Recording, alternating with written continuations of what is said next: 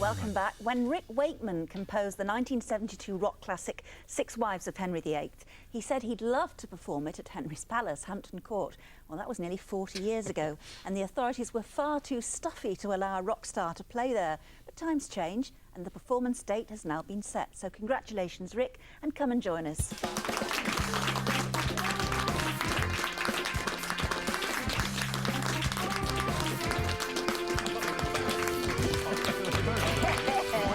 Excuse me, coming in front of you. Come in. Hello, Rick. Lovely to see How you. you doing, Tom? Hi. Oh, have we got some footage of you?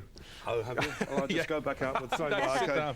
1972, Lost in the Mood. Oh, crikey. Or shall I say the Moog? Well, did you play a Moog synthesizer? Yeah, I did. Yeah, I had a Moog. In fact, the late Bob Moog was a really great friend. He was a real character.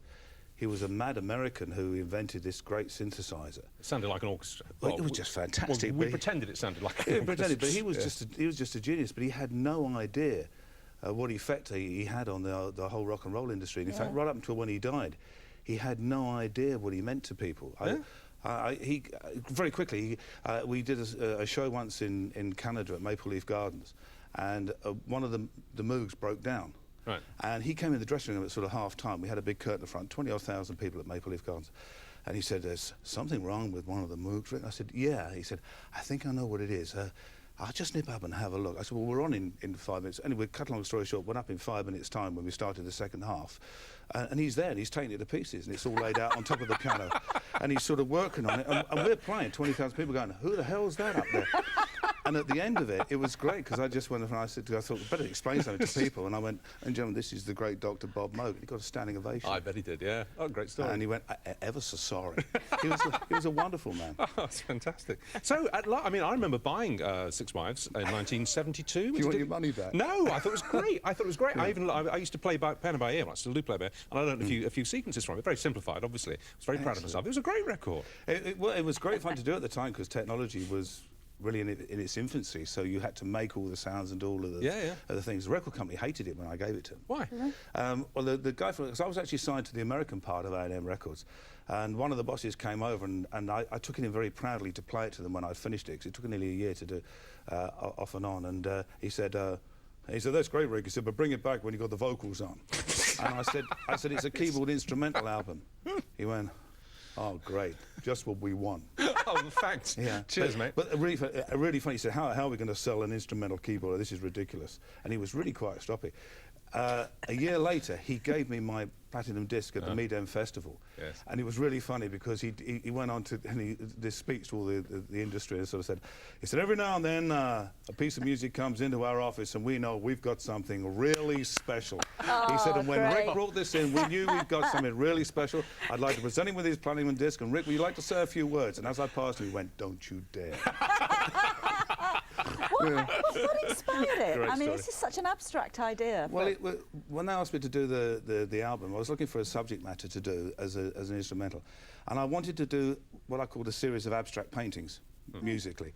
And I was actually in an airport, Richmond in Virginia, in America, and they had a little book stand, and I looked at the books. There's nothing really I fancied. There's this book called The Private Life of Henry VIII, and I've always liked my history, and I thought, well, that could be interesting, so I bought it, sat on the plane, started reading, and I was actually flicking through bits and pieces, to be honest with you, and I started reading about Anne Boleyn, and it sounds a bit corny, but there was a piece of music I'd been working on that hadn't really gone, and it kept coming back into my head every time I read it, and I thought, this could be interesting. And I thought, you know, what I'm going to do is I'm going to read up as much about the wives. I knew a bit about the Tudor period, having done it at school, but read as much about the wives, concentrate on nothing else, and just and when ideas musically come into my head, a bit like an abstract painter. Yeah. I'm not trying to tell the life of any of the wives in the music, but the music being inspired by them, and that's really what I did. Okay, well, before we talk about Hampton Court, let's see. We've got something. Oh, have you? Well, it's a bit of yes. Okay, it's a bit of yes. I came to see you guys. Three times. Man. Yeah, you three times. Man. It's a bit of yes and a bit of you doing a little excerpt from Six Wives in the same concert, in your Merlin cape. Oh, great. Yeah.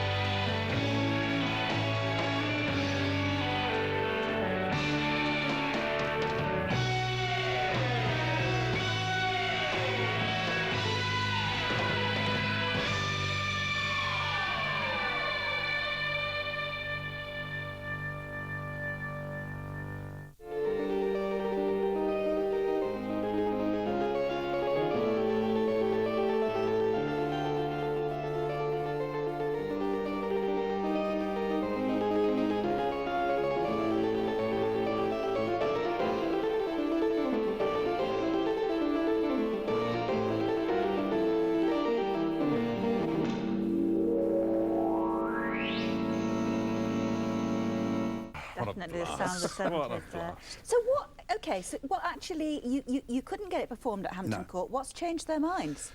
Well, things have changed there. I mean, when I did the album, we were out touring with Yes, and my manager, Dealer Day Lade, at the time said, would you like to do one concert of the Six Wives? I said, I'd love to. He said, where'd you like to do it? I said, Hampton Court. And he said, why? I said, well, that was Henry's Fun Palace. That was his, you know, that's where he had his parties, and it had to be a great place There to it do is. it. A wonderful place. And I've always been interested in historic buildings, and member of the Royal Palaces and the National Trust and things. And that's what happens to ageing rockers, you see. And he said, well, I don't think anything's ever been done there. He said, I can make some inquiries. Well, the replies we got back were tantamount that I'd committed treason, really, to even consider it. So it was just, that was it. And then last year, at the beginning of the year, I got a call from a chap called Trevor Dunsford, who's a senior player at the Royal Palaces. And he said, do you know what next year is? And I said, well, as you're calling from Hampton Court, I said, I'm guessing you're suggesting, because it's Henry's, the anniversary of his 500th accession to the throne. Right. And they said, right, we're having lots of Henry events. I said, I know that because I'm going to come down to some of them. He said, how would you like to do the Six Wives here? I said, I waited 36 years for a reply from that. And he said, well, I said, well, in the courtyard where you do your festivals and he said, no, in front of the West Gate, Henry's Gate. Oh. And I thought, this is Christmas. And I must tell you very quickly, what I do whenever I'm doing the big events, I put together a wish list, which is way above, because you know it's going to get watered down. You know you're going to get told you can't do it.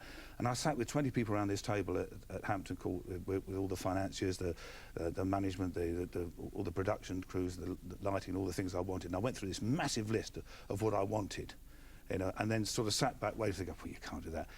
And the production, he went, I think that's all doable. And they went, oh, yes, I think we could do that. Can we build the staircase that goes right up the top? Yes, I think we can do that. And I looked round at the financial controllers and he said, well, it's going to cost a fortune. He said, but I can't see any other way of doing it.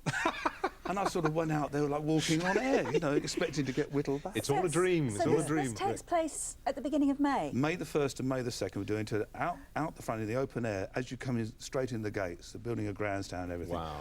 And we're doing it as a whole Tudor experience.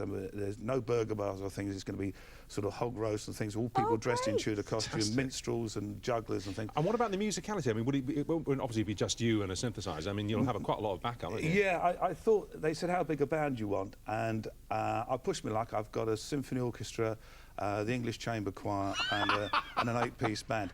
So there's and a Saturn V rocket to leave in. you don't know how close to the truth you are. Fantastic. Fantastic. Well, that's a barrel full of great stories. Thanks a lot for that, Rick. sounds great. Stick around. We should say that the Six Wives of Henry VIII will be performed at Hampton Court. You never thought we'd say that, did you? Will be performed at Hampton Court Palace on May the 1st and May the 2nd. That's my dad's birthday, May the 2nd. Yeah, that is. Yeah. Sounds great. Now, we stay with this theme because, Roland, you have something for Rick after the break, don't you? Yes, there's a little bit of a taster. I know what you're thinking. Richard and Judy today, tomorrow Dead Ringers. Oh, yes. Because we're going to be all things prog rock. We've got the man who does all the artwork. We've got a prog rock tribute band, a Yes band. And, of course, look, I'm sitting next to the Virotron, the only one in the country. All of this and more. Can I get this off now, please? All right, so Roland's tribute to Rick and rock. Yes, the groundbreaking alternative to the ubiquitous Moog. I used to say Moog. How ignorant was that? Yeah, well, Bob doesn't mind. When people said to him, is it Moog or Moog, he said, I really don't mind. OK, well, we'll get it right. Moog synthesizer. When we come back, also, Close Angels on a mission to meet Jennifer Aniston and Owen Wilson. So we're back with all of that very soon.